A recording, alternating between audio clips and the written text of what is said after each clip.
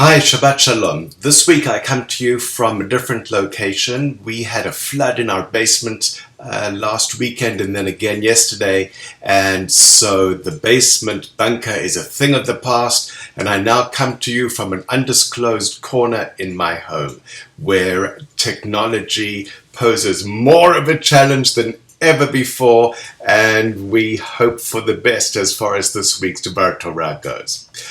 Shabbat Shalom again.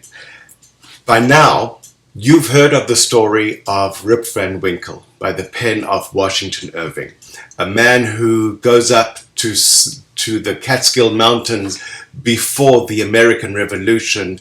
He falls asleep and he sleeps for 20 years. 20 years! The remarkable thing, a tiny detail in the story is not simply that he sleeps for 20 years, but that on his way up into the Catskills, he passes by an inn in the small town along the River Hudson, the Hudson River, and he passes the inn, and on the sign of the inn, as was typical in those days, there was a picture of King George III of England. And 20 years later, on his way down, once he wakes up, he passes by the same inn and he notices that the portrait has changed. It no longer is of King George III, but it is now of George Washington, the first president of the United States of America. The world had completely changed in the time that he'd been asleep. He had slept through a revolution.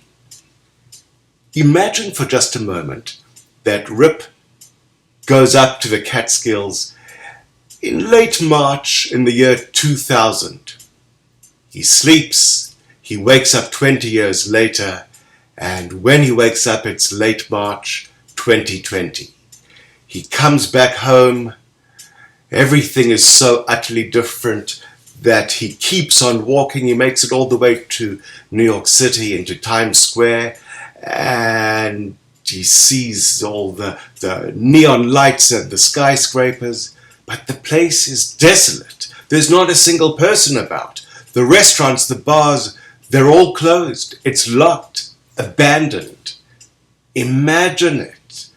Going to sleep, waking up decades later, especially in the age of COVID-19, when the equivalent of a revolution has almost taken place in your country, a revolution certainly in scale, in cost to the nation, measured in trillions of dollars. You learn that some segments of American society, some leaders, are ready to impose certain expectations on you for limitations, restrictions. For example, that now you have to wear a mask when you come close enough to breathe the same air as another person. And if we know that all too many people have actually been awake through this revolution, through this period, watching the number of fatalities grow day by day, all the way to over 141,000 people as of today in this country. If we know that all too many people who've been awake throughout this period remain defiant, some not believing the reports, others not believing their own vulnerability, others not believing who knows what, then what should a person who has just woken up into this reality be expected to believe? Would Rip have been more surprised to learn that a lethal pandemic had taken hold of the entire planet?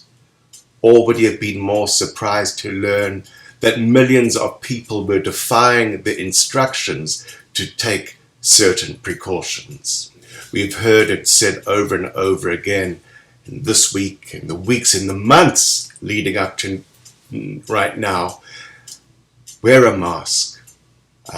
Do it for your own sake, and if not for your own sake, then in order to protect others from what you may not even yet know about yourself.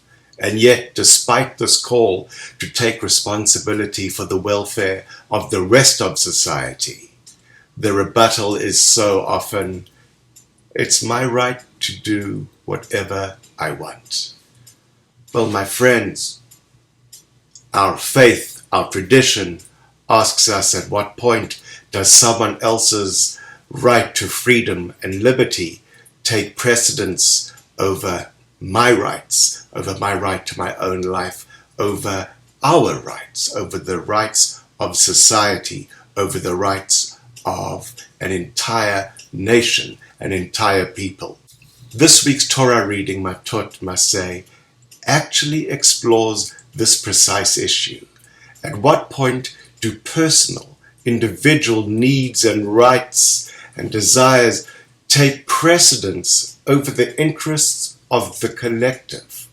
And at what point do personal, individual rights and needs need to be harnessed, need to be reined in because of the risks that they pose to society?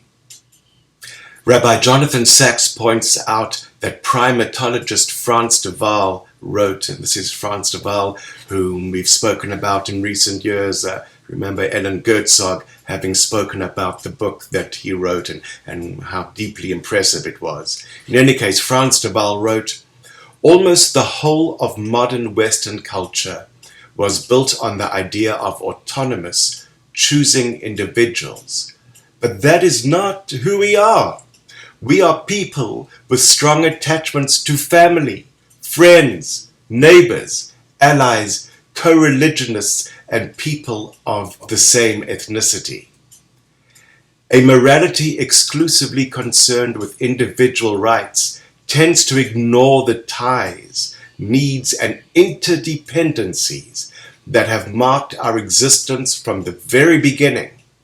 It is a cold morality that puts space between people, assigning each person to his or her own little corner of the universe. How this caricature of a society arose in the minds of eminent thinkers is a mystery. Faced with the choice between individual rights and group rights, Torah chooses both. Torah leaves it to us to strike the balance between the two, to know when it is appropriate for us to look out for ourselves and when we have to put ourselves second in order to fulfill the good and the needs of society at large.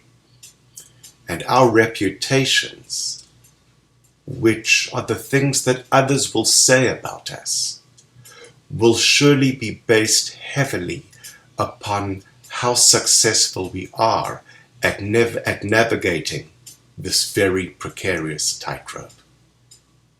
Shabbat Shalom.